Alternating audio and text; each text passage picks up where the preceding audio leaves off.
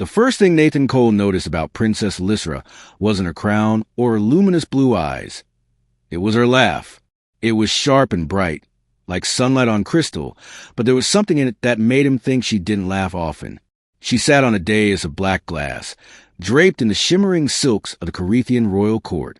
The throne room was full of alien nobles, each with their tall, slender frames and metallic tattoos that glinted in the shifting light. Nathan stood among them, the only human in sight, his boots heavy on the polished floor. "You will compete in the trials of endurance," the royal herald had declared moments before. "If you succeed, you'll earn safe passage through the Carithian system." "And if I fail?" Nathan had asked. "You will not leave this hall again," the herald replied matter-of-factly.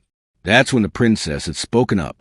"If he survives," Lysra said, her tone dripping with amusement, "I'll marry him myself." The court erupted in soft laughter. Nathan smirked, but didn't respond. The remark was clearly a joke, a jab at the absurdity of a human surviving the trials. Still, he noticed the way she watched him afterwards, not with mockery, but with a kind of curiosity. The trials began the next morning. The first was a hall of blades, a long corridor lined with mechanical arms that swung bladed discs in unpredictable arcs. The alien competitors, tall and light-footed, darted and spun between the slashes with almost inhuman grace. Nathan, slower and heavier, relied on something else entirely: timing. He waited for patterns, for moments when the machinery shifted rhythm and pushed forward in short, precise bursts. By the time he reached the end, his shirt was torn in 3 places and a shallow cut bled along his ribs, but he was still standing. A few of the Carithians weren't. The second was a wall of breath, an underwater gauntlet in a vast, dark pool.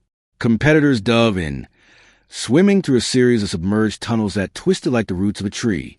Nathan was a strong swimmer, but he quickly realized strength was enough. The tunnels seemed to shift, as if the walls themselves were alive. He forced himself to stay calm, mapping each turn in his head, finding pockets of air hidden in crevices and pushing forward. When he emerged, gasping and shivering, Princess Lysra was waiting on the platform, her lips curved in something between surprise and respect. The third trial was the worst. The Valley of Shadows was not a place. It was an arena. The floor shifted underfoot. The light bent in strange ways, and massive creatures stalked the darkness between flickers of luminescence. Nathan's instinct screamed at him to run, but there was nowhere to go. He had to fight. Armed with nothing but a spear of alien make, he kept moving, keeping the creatures at bay, striking only when they lunged too close. By the end, he was battered, exhausted, and covered in dust, but alive. That night, Nathan was summoned to the princess's private chambers.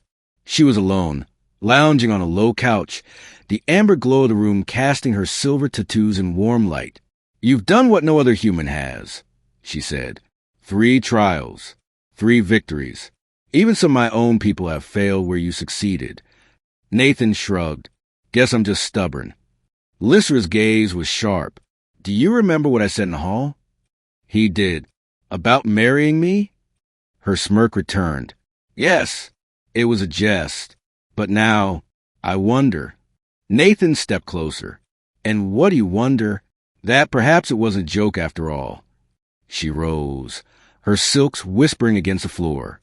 "You've proven yourself. My people respect strength and cunning. You're both." For a moment, the air between them was electric. Then she reached into a small chest beside her couch and withdrew a thin circlet of silver. "On Carithia," she said, "this is the symbol of a royal bond. If I place it on your head, our fates are tied." Nathan hesitated. "And what happens if I say no?" She tilted her head. "You will still have your freedom. But you will leave the system alone, with no allies among my people." He thought of the long, dangerous route ahead, of the allies a bond like this could bring, and, though he wouldn't admit it aloud, of the way she'd looked at him since the first trial. Slowly, he knelt. Lysra placed a circlet upon his head. The glow of the metal flared for an instant, and something in the room shifted. Not light, not sound, but a sense of recognition, of inevitability. The princess's smirk softened into something else entirely.